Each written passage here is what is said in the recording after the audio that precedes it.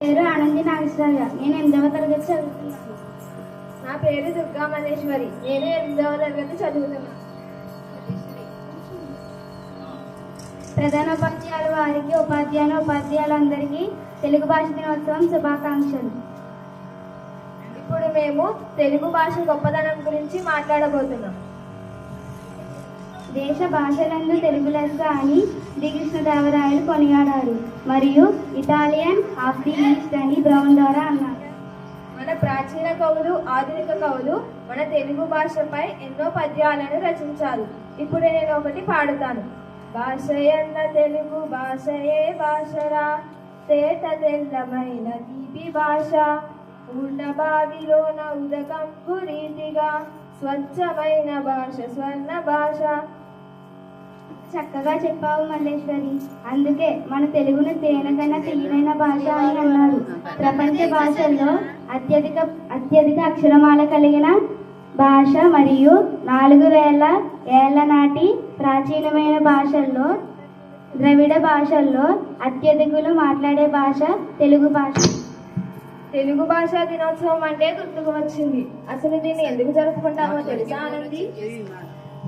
తెలుసు మల్లేశ్వరి. గిడుగు రామ్మూర్తి పంతులు గారు జన్మదినం సందర్భంగా ప్రతి సంవత్సరం ఆగస్టు 29వ తేదీన తెలుగు భాష దినోత్సవం జరుపుకుంటాం. అవును, మరి ఆయన జన్మదినం రోజున ఎందుకు జరుపుకుంటామో తెలుసా? తెలుసు. పూర్వం విద్యాలయాల్లోని తెలుగు పాఠ్యపుస్తకంలోని భాష గ్రాంధిక భాష.